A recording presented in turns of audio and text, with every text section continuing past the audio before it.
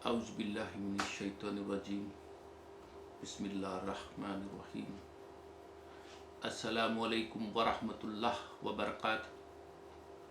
بلا شبہ سب تعریفیں اللہ سبحانہ کے لیے ہیں، ہم اس کی تعریف کرتے ہیں، اس سے مدد مانگتے ہیں۔ میں گواہی دیتا ہوں کہ معبود برحق صرف اللہ سبحانہ ہے، اس کا کوئی شریک نہیں، اور میں گواہی دیتا ہوں کہ محمد صلی اللہ علیہ وسلم اس کے بندے اور اس کے رسول ہیں۔ حمد و صلات کے بعد یقیناً تمام باتوں سے بہتر بات اللہ کی کتاب ہے، اور تمام طریقوں سے بہتر طریقہ محمد صلی اللہ علیہ وسلم کا ہے۔ اور تمام کاموں سے بدترین کام وہ ہیں جو اللہ کے دین میں اپنی طرف سے نکالے جائیں۔ ہر نیا کام جو اللہ کے دین میں اپنی طرف سے نکالا جائے مسلمانوں وہ بدعت ہے، اور ہر بدعت گمراہی ہے۔ اے ایمان والو، اللہ سے ڈرو جیسا اس سے ڈرنے کا حق ہے، اور تمہیں موت نہ آئے مگر اس حال میں کہ تم صحیح مسلمان ہو۔ اے ایمان والو، اللہ سے ڈرو اور ایسی بات کہو جو محکم سیدھی اور سچی ہو۔ اللہ تمہارے اعمال کی اصلاح، تمہارے گناہوں کو معاف فرمائے گا۔ اور یاد رکھو، جس شخص نے اللہ اور اس کے رسول کی اطاعت کی تو اس نے بڑی کامیابی حاصل کی۔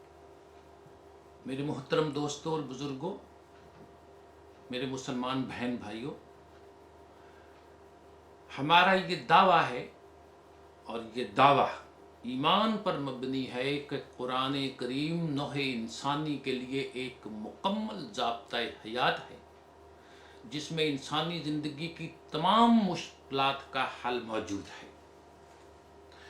یاد رکھیے، قرآن کریم پند و نصیحت کا مجموعہ یا پوجا پاٹ کے طور طریقے سکھانے والی کتاب نہیں۔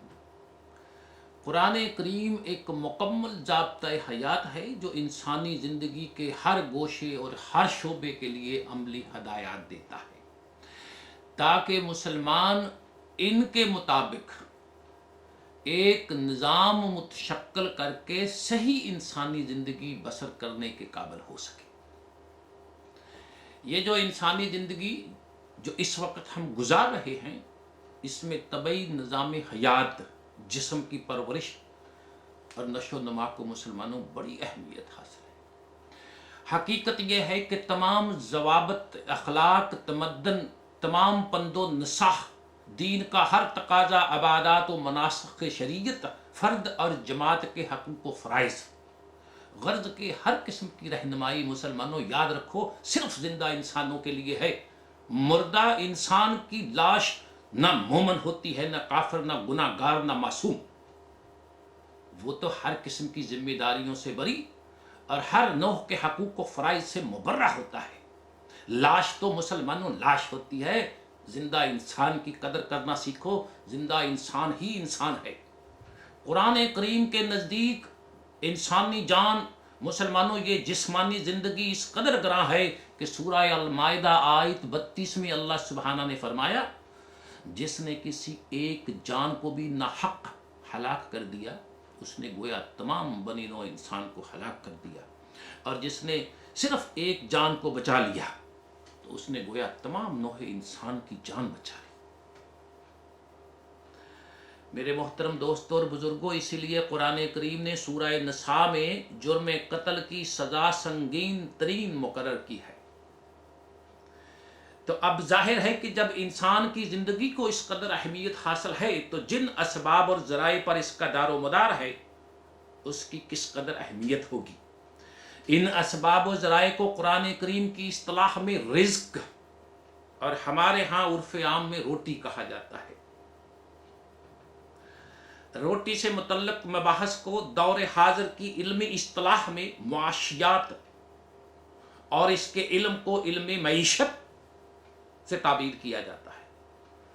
قرآن کی روح سے مسلمانوں روٹی کے مسئلہ یا معاشیات کو کس قدر اہمیت حاصل ہے، اس کا اندازہ آپ اس بات سے لگائیے کہ قرآن کریم کا افتتاحیہ سورہ فاتحہ میں مسلمانوں کو یہ دعا سکھائی گئی ہے کہ دکھا ہم کو راہ سیدھی، راہ ان لوگوں کی जिन पर तूने अपना इनाम किया।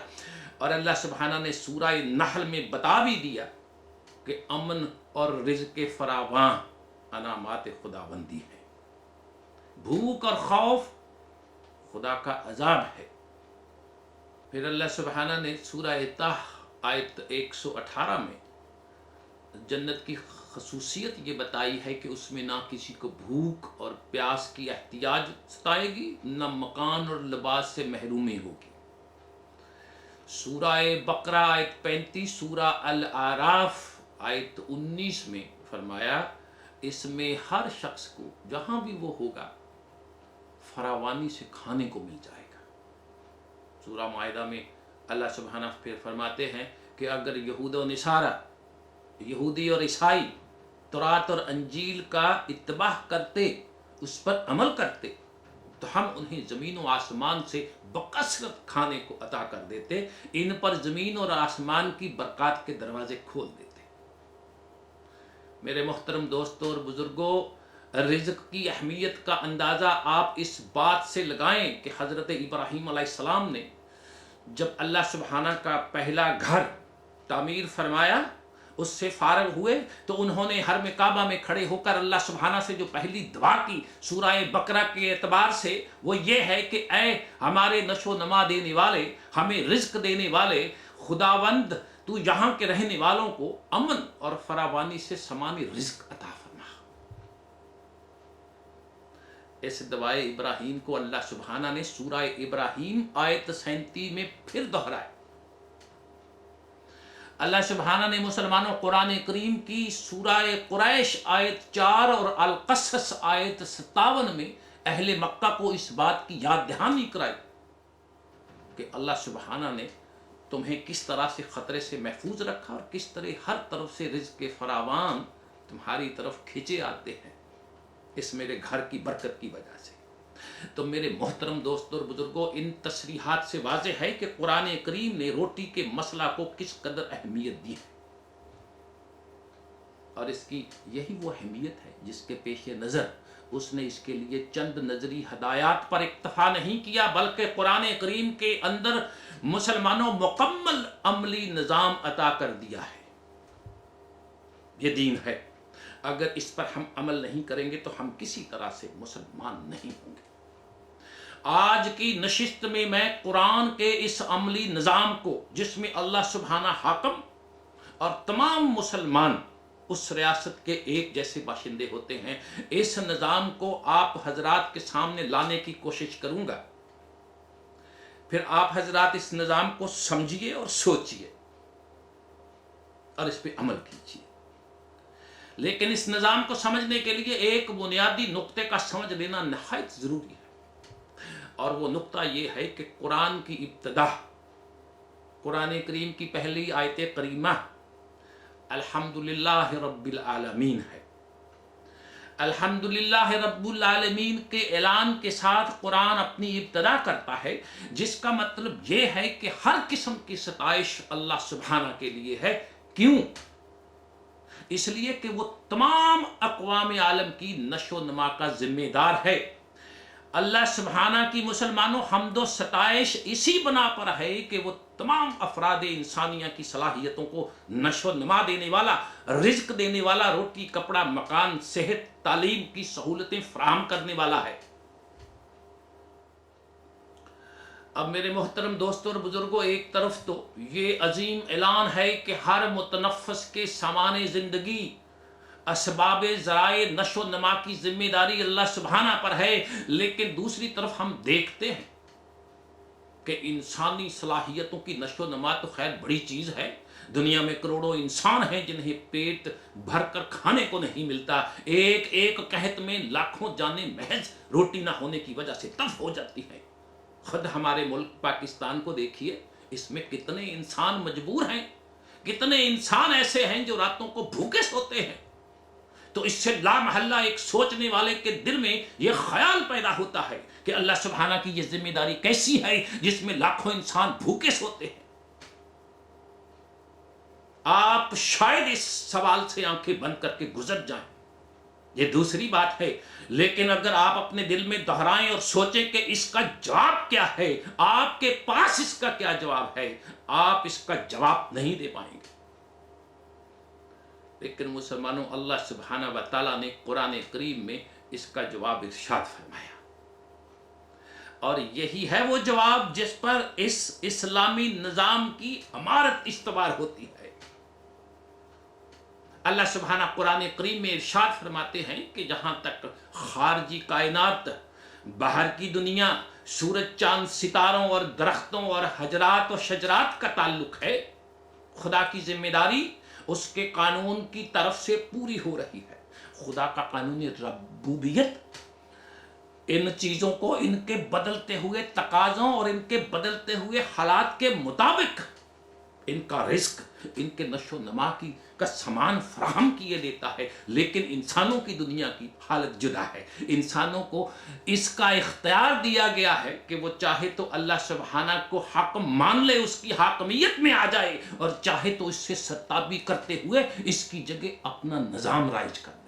یہ انسان کو آزادی ہے، لیکن مسلمانوں، جب انسان اپنا نظام خود رائج کرتا ہے، اللہ سبحانہ کو حاکم نہیں مانتا، خود حاکم بنتا ہے، اپنے نظام لاتا ہے، تو پھر وہ خدا تعالیٰ کی اس ذمہ داری سے اپنے آپ کو باہر لے آتا ہے۔ مگر جب وہ اللہ سبحانہ کو حاکم مانتا ہے، اللہ کی حکومت کو تسلیم کرتا ہے، اپنی زندگی اس کے قانون کے تابع لے آتا ہے، اللہ سبحانہ اس کی ایک ایک ذمہ داری پوری کیے جاتا ہے۔